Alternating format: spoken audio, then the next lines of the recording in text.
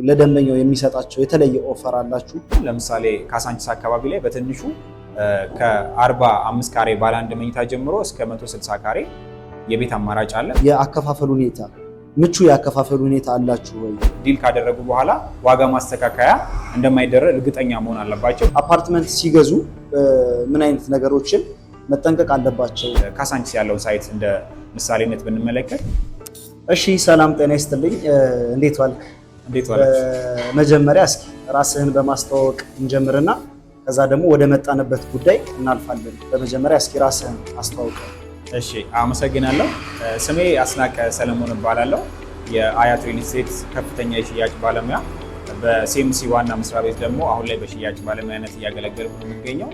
በድጋሚ እንኳን በሰላም መጣችሁ። እሺ፣ መልካም። ሲኤምሲ ሚካኤል የሚገኘው ዋናው ሄድ ኦፊስ ላይ አያት ሪል ስቴት ላይ በከፍተኛ የሽያጭ አማካሪነት እንደምትሰራ ነግረህናል እና በመጀመሪያ ግን እስኪ አያት ሪል ስቴት ማን ነው የሚለውን ነገር ደግሞ ብሪፍ ብታደርግልን ብታብራራለን እስኪ። ኦኬ፣ በድጋሚ አመሰግናለሁ። እንግዲህ አያት ሪል ስቴት ከ1988 ዓ.ም ጀምሮ በሪል ስቴት ግንባታ ላይ እንዲሁም በተለያዩ ዘርፎች ላይ የተለያዩ ሴክተሮች ላይ እየሰራ ያለ ትልቅ ካምፓኒ ነው። እናት ኩባንያው አያት አክሲዮን ማህበር ይባላል። እንግዲህ በአክሲዮን ማህበር ውስጥ ደግሞ ሌሎች የተለያዩ ድርጅቶች አሉት። በዋነኝነት በሪል ስቴት ዘርፉ ላይ ኦልሞስት ከ30 ዓመት በላይ ያገለገለ ከ10 ሺህ በላይ መኖሪያ ቤቶችን ደግሞ ለደንበኞች ያስረከበ እጅግ ገናና የሆነ ትልቅ ድርጅት ነው። ይሄ ድርጅታችን በአካባቢ ደረጃ አያት የሚባል የራሱ የሆነ ሰፈር ስያሜ ያለው እጅግ ግዙፍ ተቋም ነው ማለት ነው። አሁን ላይ ደግሞ የተለያዩ ሳይቶችን እየገነባ ግንባታ ላይ የሚገኝ ስመጥር ካምፓኒ ነው ማለት ነው። እንግዲህ አያት እንደ ስሙም አያት ነው። የተለያዩ ቤቶችን ለቤት ገዢዎች ያስረክቧል። ከቪላ ጀምሮ ጂ+4ዎችን እንዲሁም ደግሞ የተለያዩ አፓርታማዎችም ለባለ ቤቶች አስረክበዋል ማለት ነው።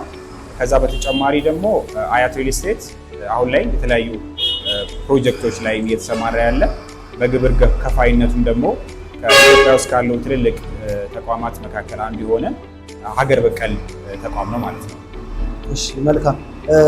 አያት ሪል ስቴት ከዚህ ቀደም በ28 እስከ 30 ዓመት በሚጠጋ እድሜው በርካታ ቤቶችን እንዳስረከበ ፕላስ ደግሞ ከነስሙ ገናና እንደሆነ ነግረህናል እና አሁን ላይ አያት ሪል ስቴቱ በራሱ የት አካባቢዎችን በሽያጭ ላይ አውጥቷል ወይም ደግሞ ሽያጭ ላይ የምትገኙባቸውን አካባቢዎች እንዲሁም ደግሞ አያይዘህ የግንባታ ፌዛቸውን በዚሁ እስኪ እንድትነግረን። መልካም። እንግዲህ አያት አሁን ላይ አጠቃላይ ወደ 7 ፕሮጀክቶች አሉት ወይም ደግሞ በግንባታ ላይ የሚገኙ 7 የተለያዩ ሳይቶች አሉት። ከነዚህ ሳይቶች መካከል ደግሞ አሁን ላይ ግንባታቸውን በሁለት ፌዝ ነው እንግዲህ ከፍለን የምናያቸው። በዋነኝነት ከካሳንቺስ ጀምሮ ካሳንቺስ እንዲሁም ደግሞ ወደ ሲኤምሲ አካባቢ ሲኤምሲ የተባበሩት አካባቢ ደግሞ መሪ አንድ የሚባል ሳይት አለን። ከዛ አለፍ እንዳለን ደግሞ አያት ባቡር ጣቢያው አካባቢ ላይ አያት ዞን 2 የምንለው ሳይት አለን። ከአያት ዞን 2 አለፍ ብለን ወደ 72 በሚወስደው አስፋልት ለሚኩራ ክፍለ ከተማ ህንፃ ጀርባ ጋር ደግሞ አያት ዞን 3 የሚባል ሳይት አለን። ሌላኛው ወደ አያት ጣፎ በሚወስደው አስፋልት ክብር ደመና አካባቢ ሳይደርስ አያት ዞን 8 የምንለው ዘመናዊ ሳይት አለን ማለት ነው። ታዲያ እነዚህን ሳይቶች ቅድም ሜንሽን እንዳደረኩላችሁ በሁለት ነው የምንከፍላቸው። ግንባታቸው በመጠናቀቅ ላይ ያሉ በአጭር ጊዜ የሚረከቡ አፓርታማዎች እና እንዲሁም ደግሞ ግንባታቸው አሁን ላይ የተጀመሩ ግንባታ ላይ ያሉ እስከ 2 ዓመት ድረስ የሚጠናቀቁ ፕሮጀክቶች አሉ። እነዚህ ሳይቶች እንግዲህ ዲቫይድ ስናደርጋቸው አያት ባቡር ጣቢያው ጋር ወይም ደግሞ ዞን 2 የምንለው ሂል ቦተም በተለምዶ የምንለው ሳይታችን እና ሲኤምሲ ላይ ደግሞ ሲኤምሲ ጋር የሚገኙ ሳይታችን በአጭር ጊዜ ግንባታቸው ተጠናቆ የሚረከቡ ናቸው። እስከ 1 ዓመት ባለው ጊዜ ውስጥ ለደንበኞች የምናስረከብ ይሆናል። ሌላው ከካሳንቺስ ጀምሮ ካሳንቺስ አያት ዞን 3 ዞን 8 እና መሪ አካባቢ ላይ ያሉት ሳይቶቻችን ደግሞ በ2 ዓመት ጊዜ ውስጥ የምናስረክባቸው ፕሮጀክቶች ናቸው ማለት ነው። ኦኬ፣ በዚሁ ጥያቄ ያላብዛብህና በዚሁ አያይዘህ ምን አይነት የካሬ አማራጮች፣ ምን አይነት የቤት አማራጮች ፕላስ ደግሞ ምን አይነት ታይፖች አሏቸው የሚለውን እስኪ በዚሁ አያይዘህ ብትመልስልኝ። በጣም ጥሩ። አሁን ላይ የምንገነባቸው ቤቶች 2 አይነት የቤቶችን ነው የምንገነባው። የመጀመሪያ ፍላት አፓርታማዎች ናቸው። እነዚህ ፍላት አፓርታማዎች ኖርማል ወጥ የሆኑ የመኖሪያ አፓርታማዎች ናቸው። ሌላው ደግሞ በአይነቱ ለየት ያለ G+1 የሆነ ዱፕሌክስ የምንለው G+1 የሆነ አፓርታማ አለን ማለት ነው። ስለዚህ በሳይት ከፋፍለን ብንመለከታቸው ካሳንቺስ አካባቢ ላይ ከ45 ካሬ ባለ 1 መኝታ ጀምሮ እስከ 160 ካሬ ባለ 4 መኝታ ፍላት አፓርታማዎችን ማግኘት ይቻላል። ለምሳሌ 45 ካሬ፣ 55 ካሬ እና 60 ካሬ ባለ 1 መኝታዎች፣ ከዛ በላይ ደግሞ 80 ካሬ ባለ 2 መኝታ እያልን እስከ 160 ካሬ ባለ 4 መኝታ ቤቶችን እናገኛለን። ሌላው ደግሞ ሜንሽን እንዳደረኩላችሁ G+1 የሆኑ ዘመናዊ ቪላ አፓርታማዎች አሉ። እነዚህን ቪላ አፓርታማዎች የምናገኘው CMC ሳይታችን ላይ ነው። 145 ካሬ ላይ የሚያርፈው ነው። ልክ ዘመናዊ የሆነ እንደ G+1 ፊል የምታደርጉባቸውን አፓርታማዎችን ይዘንላችሁን የመጣ ነው ማለት ነው። ስለዚህ በፍላት እንዲሁም በዱፕሌክስ አፓርታማዎችን እኛ ጋር መታችሁ ማግኘት ትችላላችሁ። እሺ፣ እናመሰግናለን። ምንድነው ሌላው ትንሽ ክሪቲካል ነው ብዬ የማስበው ጥያቄ ምንድነው፣ ብዙ ደንበኞቻችሁ ወይም ደግሞ ዲማንዱ ቤት ፈላጊው ብዙ ጊዜ የሚያነሳቸው ጥያቄዎች የአከፋፈል ሁኔታ፣ ምቹ የአከፋፈል ሁኔታ አላችሁ ወይ ወይስ ትንሽ ለደንበኛው ያዝ የሚያደርግ የአከፋፈል ሲስተም ነው ያላችሁ? ባጭሩ የአከፋፈል ሲስተሙን እስኪ አንተ ደግሞ አንተ አንደበት ብሪፍ ብታደርግልን። መልካም። አያት እንግዲህ ከሌላው ሪል ስቴት ለየት የሚያደርገው ወይም ደግሞ ከሌሎች የቤት ገንቢዎች ለየት የሚያደርገው የራሱ የሆነ የብድር አማራጭ አለው። ከዛ በተጨማሪ ደግሞ ለደንበኞች ከፍተኛ የሆነ የእፎታ ጊዜ የሚሰጡ የክፍያ አማራጮች አሉት። ለምሳሌ ድርጅታችን 2 አይነት የአከፋፈል ስርዓት አለው። የመጀመሪያው ካሽ የምንለው አከፋፈል ስርዓት አለው። ሁለተኛው ደግሞ ክሬዲት የምንለው ወይም የብድር አማራጭ ሞርጌጅ የምንለው የክፍያ አማራጭ አለ። ይሄ ካሽ የምንለው የክፍያ አማራጭ ደንበኞች ቤቱን እስከሚረከቡ በፌዝ ወይም ደግሞ በጊዜ ኢንተርቫል ይደረግላቸውና ቤቱን እስከሚረከቡ ድረስ ያለ ወለድ የሚከፍሉት የክፍያ አማራጭ ነው። ለምሳሌ ካሳንቺስ ያለው ሳይት እንደ ምሳሌነት ብንመለከት 10% ቅድመ ክፍያ ይከፍሉና ከ447 ሺህ ብር ጀምሮ ቅድመ ክፍያዎችን ይከፍላሉ። የቀረውን ክፍያ በፌዝ ወይም ደግሞ በግንባታ ፍጥነት እየታየ እስከ 2 ዓመት ወይም እስከ 3 ዓመት ባለው ጊዜ ከወለድ ነፃ በሆነ ወይ ይከፍላሉ ማለት ነው። በዚህ ጊዜ ያው ምንም አይነት የዋጋ ጭማሪ ወይም ማስተካከያ አይደረግም። ደንበኞች ደግሞ ሰፊ የሆነ የእፎይታ ጊዜ ስፔሻሊ ለነጋዴዎች፣ ለድርጅት ተቀጣሪዎች ጥሩ የሆነ የእፎይታ ጊዜ ያገኛሉ ማለት ነው። ይሄ አንደኛው ሜቶዳችን ነው። ሁለተኛው ደግሞ ብድር ለሚፈልጉ የብድር አማራጭ አያት ሪል ስቴት ጋር ታገኛላችሁ። ለምሳሌ 60/40 የሚባል የብድር አማራጭ ነው እንግዲህ አያት የሚሰጠው። 60%ቱን ደንበኛው ቤቱን እስከሚረከብ ይከፍልና ቀሪውን 40% ደግሞ ከ10 ዓመት እስከ 30 ዓመት በ9.5 ወለድ እየኖሩበት ይከፍላሉ ማለት ነው። ይሄ በጣም የተሻለ የብድር ኦፕሽን ነው ብለን ነው የምናስበው። ኢንተረስት ሬቱን 9.5 ፊክስድ ሬት ነው። ደንበኞች በዚህ ዝቅተኛ ወለድ መጠን እንግዲህ ማግኘት ይችላሉ ማለት ነው። ስለዚህ እነዚህ 2 ኦፕሽኖች ለደንበኞች እናቀርባለን። ከዚህ በተጨማሪ ደግሞ ለእስልምና እምነት ተከታዮች ከወለድ ነፃ የሆነም የብድር አማራጭ ማግኘት ስለሚቻል እሱንም ያው ደውላችሁ ኮሚኒኬት ማድረግና መረጃው መውሰድ ትችላላችሁ። ኦኬ፣ መልካም።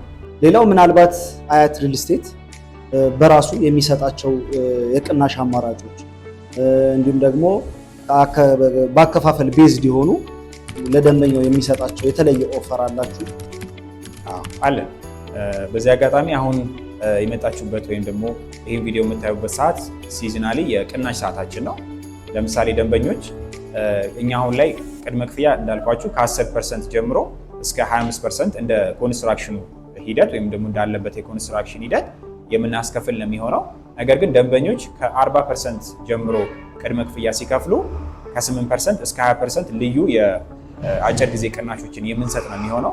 ለምሳሌ ደንበኞች 45 ካሬ ባለ 1 መኝታውን ብንመለከት ጠቅላላ ዋጋው 4.5 ሚሊዮን ብር ነው። የእሱን 100% ባንዴ የሚከፍሉ ደንበኞች በ3.7 ሚሊዮን ብር ቤታቸውን መግዛት ይችላሉ። ያ ማለት በትንሹ ከ700 ሺህ ብር ጀምሮ እስከ 4 ሚሊዮን ብር አካባቢ ደንበኞች የቅናሽ ኦፈር ማግኘት ይችላሉ። በዚህ አጋጣሚ ቅናሽ ስላለን ያው መታችሁ መግዛት ኢንቨስት ማድረግ የምትችሉበት እድል እንዳለ በዚህ አጋጣሚ ለእናንተ ለደንበኞቻችን ማስተዋወቅ እንፈልጋለን። ምናልባት ወደ 6 የሚጠጉ ወደ 7 የሚጠጉ የሳይት አማራጮች አሉን ብለሃል እና በዚህ ውስጥ ምን ያህል የካሬ አማራጮች ወይ በግምት አሊያም ደግሞ በቁጥር ደረጃ ምን ያህል የካሬ አማራጮች ከትንሹ እስከ ትልቁ ይኖረናል ብላችሁ ታስባላችሁ? ኦኬ በጣም ጥሩ ጥያቄ ነው። አንዱን ሳምፕል ብንወስድና ለምሳሌ ካሳንቺስ አካባቢ ላይ በትንሹ ከ45 ካሬ ባለ አንድ መኝታ ጀምሮ እስከ 160 ካሬ የቤት አማራጭ አለ። በውስጡ ወደ 9 አካባቢ የካሬ ቫራይቲዎች ማግኘት ይቻላል። አጠቃላይ እንደ ሳይቶቻችን ቶታል ከ40 በላይ የካሬ አማራጮችን ማግኘት ይቻላል። በዚህ አጋጣሚ ከትንንሽ ካሬዎች ጀምሮ እስከ ትልልቅ የቤት አማራጮች ቅድም እንዳልኳችሁ እስከ G+1 የሆኑ የቤት አማራጮችን ማግኘት ይቻላል። በዝርዝር ለማስረዳት ለምሳሌ ካሳንቺስ ያለው ሳይታችን ላይ 45 ካሬ፣ 55 ካሬ እና 60 ካሬ ባለ አንድ መኝታ ማግኘት ይቻላል። 80 ካሬ ባለ ሁለት መኝታ እንዲሁም ደግሞ 95 ካሬ፣ 105 ካሬ እና 115 ካሬ ባለ 3 መኝታ ማግኘት ይቻላል። ከፍ ብላችሁ ደግሞ ባለ 4 መኝታ ለምትፈልጉ ደንበኞቻችን ደግሞ ከ140 ካሬ ጀምሮ 140 እና 160 ካሬ ማግኘት ይቻላል። በዚህ መሃል እንግዲህ ደንበኞች የሚያጡት የካሬ አማራጭ እንደሌለ ነው ፊልም ማድረገው። ከዚህ በተጨማሪ ደግሞ CMC ያለው ሳይታችን ላይ ደግሞ እንዳልኳችሁ ከ40 ካሬ ባለ አንድ መኝታ ጀምሮ እስከ 145 ካሬ ዱፕሌክስ G+1 አፓርታማዎች ማግኘት ይቻላል። ሰፊ የሆነ የካሬ ቫራይቲ እኛ ጋር ማግኘት ይቻላል። መታችሁ የምታጡበት ምክንያት አይኖርም ማለት ነው። በዚህ አጋጣሚ እነዚህ ሁሉ የካሬ አማራጮች በዋጋ ደረጃ ዘርዝርልኝ ብዬ መጠየቅ ትንሽ ይከብደኛል እና እስኪ ሊስቱ ወይም ደግሞ የመጨረሻው ትንሹ የካሬ አማራጭ ዋጋውን ብትነግረንና ላስ ደግሞ ትልቅ የተንጣለለ ቤት ነው የምንፈልገው ለሚላችሁ ደንበኛ ደግሞ የዋጋውን ሁኔታና ላስ ደግሞ 10%ቱን ሚኒመሙ እስኪ ብትነግረን ደስ ይለናል። ኦኬ አዎ እውነት ነው። የካሬ ቫራይቲዎቻችን በጣም ብዙ ስለሆኑ አሁን ላይ የተወሰኑትን የካሬ መሸጫ ዋጋቸውን ብንመለከት ለምሳሌ CMC የሚገኘው ሳይታችን ላይ ኦልሞስት በመጠናቀቅ ላይ የሚገኘው ማለት ነው ትንሹ የካሬ አማራጫችን 40 ካሬ ባለ አንድ መኝታ ነው። ጠቅላላ ዋጋቸው ደግሞ 3.8 ሚሊዮን ብር ነው። ቅድመ ክፍያው ደግሞ ወደ 948 ሺህ ብር አካባቢ ይሆናል። ይህንን ቅድመ ክፍያ ከፍላችሁ በአጭር ጊዜ መረከብ የሚቻልበት እድልም አለ። የቀረውን ክፍያ ደግሞ ሜንሽን ባደረግኩላችሁ የፔመንት ስኬጁሎች ከፈለጋችሁ በብድር ካልሆነ ደግሞ በካሽ ሜተድ መክፈል ይቻላል። ካሳንቺስ የሚገኘው ሳይታችን ላይ ደግሞ ዝቅተኛ 45 ካሬ አማራጭ ይኖረናል። ለምሳሌ እሱ ጠቅላላ ዋጋው 4.3 ሚሊዮን ብር ሲሆን ቅድመ ክፍያው ደግሞ 439 ሺህ ብር ነው የሚሆነው ማለት ነው። በተመሳሳይ የፔመንት ስኬጁል ተጠቅማችሁ በብድር ወር በካሽ መክፈል ይቻላል። ይሄ እንግዲህ ትንሹ ካሬያችን ነው። ትልቁን ካሬ ደግሞ ብንመለከት 161 ካሬ ባለ 4 መኝታ አማራጭ አለ። ጠቅላላ ዋጋው 15 ሚሊዮን 700 ሺህ ብር አካባቢ ይሆናል ማለት ነው። ቅድመ ክፍያ 10% 1 ሚሊዮን 500 ሺህ ብር ከፍላችሁ የቤት ባለቤት መሆን ይቻላል ማለት ነው። ስለዚህ በዚህ መሃል እንግዲህ ብዙ የካሬ ቫራይቲዎችን እናገኛለን። ባለ 1፣ ባለ 2፣ ባለ 3፣ ባለ 4 ሰፋፊ የቤት አማራጮችን ከኛ ጋር ማግኘት ትችላላችሁ ማለት ነው። በጣም ክሪቲካል የሆኑ ፖይንቶችን እንዲሁም ደግሞ ለጥያቄያችን በቂ የሆኑ መልሶችን እየመለስክልን እንደሆነ እየተሰማኝ ነው እና ጥያቄያችንን ወደ መጨረሱ እየተቃረብን ነው። ግን እስኪ እንደ አንድ ትልቅ የሽያጭ አማካሪ ወይም ደግሞ እንደ አንድ ባለሙያ ደንበኞች አፓርትመንት ሲገዙ ምን አይነት ነገሮችን መጠንቀቅ አለባቸው? ምን አይነት ነገሮችን ማየት አለባቸው? አንተ እንደ አንድ ትልቅ የሽያጭ አማካሪ የምትለውስ ነገር ለነዚህ ደንበኞች እስኪ አንዳንድ ነገሮችን ብትለን ደስ ይላል። መልካም እንግዲህ በተደጋጋሚ እነዚህን ጥያቄዎች ደንበኞች በውስጥ መስመርም ያነጋግሩናል እና ቤት የሚገዛ ሰው ወይም ደግሞ አፓርታማ የሚገዛ ሰው ብዙ ነገሮችን ኮንሲደር ማድረግ ቼክ ማድረግ አለበት። ለምሳሌ አሁን ኢትዮጵያ ውስጥ ያው እናውቀዋለን። ኢትዮጵያ ውስጥ አንድን ቤት ለመግዛት ምን ያህል ጊዜ እንደሚፈጅብን ጥሪታችንን አሟጠን ነው ቤት የምንገዛው እና ይህንን ኢንቨስት የምናደርግበትን ገንዘብ ደግሞ የምናውልበትን ቦታ ማወቅና መገንዘብ ያስፈልጋል። ለምሳሌ በእኔ ፐርስፔክቲቭ ወይም ደግሞ እንደ ሽያጭ ባለሙያ እንደ ሽያጭ አማካሪ ቤት አንድ ቤት ገዢ ቤት ከመግዛቱ በፊት ኮንሲደር ሊያደርግ የሚገባቸው 5 ፖይንቶች አሉ። የመጀመሪያው የካምፓኒውን ፕሮፋይል በደንብ ቼክ ማድረግ ነው። ለምሳሌ ከዚህ በፊት ምን አይነት ቤቶችን አስረክበዋል፣ የካምፓኒው ኢሜጅ ምንድን ነው፣ ባክግራውንድ ሂስትሪው፣ ቦታውን ያገኘበት አግባብነት፣ እነዚህ የሚባሉትን በራሳቸው በደንበኞች ማጣራትና ቼክ ማድረግ አለባቸው። ስለዚህ ስንት ቤቶች እንዳስረከበ፣ የቤቶችን ጥራት፣ ፕሮፋይሉ፣ የአቅሙን ጉዳይ እነዚህ ነገሮች ደንበኞች ወይም ደግሞ የቤት ገዢዎች ቼክ ማድረግ ያለባቸው ፖይንቶች ናቸው። ሁለተኛው ካምፓኒ የሚሰራበት የቤት ኳሊቲ ወይም ደግሞ ጥራቱን በደንብ ኮንሲደር መደረግ አለበት። ለምሳሌ አሁን እኛ ሲኤምሲ የምንገነባው ሳይታችን ደንበኞች በባለሙያም ይዛችሁ መታችሁ ቼክ ማድረግ ትችላላችሁ። የሚሰራበት የማቴሪያል ጥራት፣ የሚጠቀመው የማቴሪያል ኳሊቲ፣ እነዚህ ነገሮች ኮንሲደር መደረግ አለባቸው።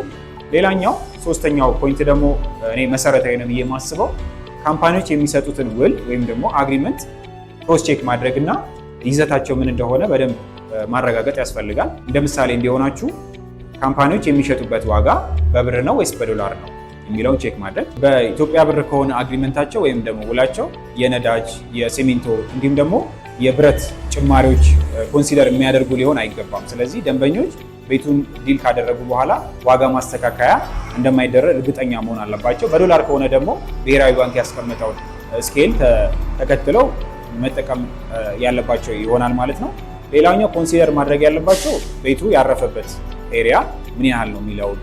ለምሳሌ ኮመን ኤሪያ እና ግሮስ ኤሪያ የሚባል አለ። ግሮስ ኤሪያ ማለት አጠቃላይ ቤቱ የሚያርፍበት ኤሪያ ነው። ይሄ አጠቃላይ የቤቱ ዋጋ ወይም ደግሞ የቤቱ የተቀመጠለት ዋጋ ምን ነገሮችን አካቶ እንደሆነ በደንብ ኮንሲደር ልታደርጉ ይገባል ማለት ነው። ለምሳሌ አጠቃላይ ኤሪያው ሊፍትን፣ ደረጃን እንዲሁም ደግሞ ፓርኪንግን የጨመረ ነው የሚለውን ለምሳሌ ስንት የፓርኪንግ ስፔስ አላችሁ፣ የግል ነው ወይስ የጋራ ነው የሚለው እነዚህ ነገሮች ኮንሲደር ማድረግ ይፈልጋል። ሌላኛው ኪ ፖይንት ደግሞ ብዬ የማስበው ከዚህ በፊት ያሉትን ደንበኞች የተረከቡትን ፕሮፋይል ወይም ደግሞ ሌሎች ሰዎችን ኮንሰልት ማድረግ እንደኛ አይነት ባለሙያዎችን ደግሞ ሌላም ሪል ስቴት ላይ ስትገዙ መጥታችሁ ኮሚኒኬት ብታደርጉን የተሻለ ነው ብዬ አስባለሁ። እሺ፣ በጣም ነው የምናመሰግነው። በጣም ብዙ ለጠየቅናችሁ ጥያቄዎች ቆንጆ ማብራሪያ እንዲሁም ደግሞ በቂ የሚባል መልስ ሰጥታችሁናል እና እኛ እዚህ ድረስ መተን ለደንበኞች የሚሆኑ ጥያቄዎችን ይዘን ለደንበኞቻችሁ በቂ የሚባል መልስ እንድትሰጡ ፈልገን እናንተም ደግሞ ስለሰጣችሁን በጣም ከልብ እናመሰግናለን እና ግን በመጨረሻ በግል ህይወትህም ሊሆን ይችላል፣ በስራ ህይወትህም ሊሆን ይችላል፣ በመጨረሻ ማስተላለፍ ለምትፈልገው ነገር እድል ልስጥህና ፕሮግራማችንን እንዝጋ። ኦኬ፣ በጣም አመሰግናለሁ በድጋሚ እዚህ ድረስ አክብራችሁን ስለመጣችሁ። በስክሪን የምትመለከቱን ደንበኞቻችን ወይም ደግሞ ተመልካቾቻችን እንግዲህ ሁላችንም ያው በእኛ ሀገር ስታንዳርድ ቤት በጣም መሰረታዊ የሚባል ወይም ደግሞ እንደ ፈንዳሜንታል የምንለው አሴት ነው። ይህንን አሴት ኢንቨስት ከማድረጋችሁ በፊት በጣም ከፍተኛ የሆነ ኮንሲደሬሽን እይታ ሊኖራችሁ ይገባል። እኔ እንደ ባለሙያ ወይም ደግሞ እንደ አማካሪ ለደንበኞች የማስተላልፈው መልእክት ደንበኞች ገንዘባቸውን የሚያወጡበትን ቦታ ማወቅ ያስፈልጋል። ሁለተኛ ነገር ደግሞ አያት ሪል ስቴት ከዚህ በፊት ያስረከባቸው ሳይቶች ከዚህ በፊት የሰጣቸው ወይም ደግሞ የተረከቡ ደንበኞች ለእኛ ምልክቶች ናቸው ወይም ደግሞ እንደ ኤግዛምፕል የሚቀርቡ ናቸው እና ታዲያ በዚህ ስክሪን የምትመለከቱ ተመልካቾቻችን ለእናንተ ማስተላለፍ የምፈልገው መልእክት ምንድን ነው? የቤት ገዢዎች ወይም ደግሞ ቤት ለመግዛት ያሰባችሁ ደንበኞች ቤት ከመግዛታችሁ በፊት ቅድም ሜንሽን ያደረኩላቸውን ኮንሰፕቶች በደንብ ቼክ ማድረግ ያስፈልጋል። ውሎቹን፣ የካምፓኒ ፕሮፋይል የመሳሰሉትን በደንብ ክሮስ ቼክ ማድረግ ያስፈልጋል። ምክንያቱም ቤት ማለት የመጨረሻ የአሴታችን ጥግ ነው ማለት ነው እና በማንኛውም ሁኔታ የምትፈልጉት ኮንሰልቲንግ ካለ ማማከር የምትፈልጉት ነገር ካለ ኤኒታይም ከታች በማስቀምጥላችሁ ስልክ ቁጥር እየደወላችሁ ኮሚኒኬት ማድረግ ትችላላችሁ ማለት ነው። በተጨማሪ በተለያዩ ሶሻል ሚዲያ ላይ ማግኘት ትችላላችሁ። በቴሌግራም፣ በዋትሳፕ በመሳሰሉት በስልክም እየደወላችሁ ኮሚኒኬት ማድረግ ትችላላችሁ። አዲስ ለምትገዙ ደንበኞቻችን ደግሞ ሳይት ማየት መጎብኘት እንዲሁም ደግሞ ቤት መግዛት የምትችሉባቸውን ኦፖርቹኒቲዎች ስላለ ደውላችሁ ኮሚኒኬት ማድረግ ትችላላችሁ።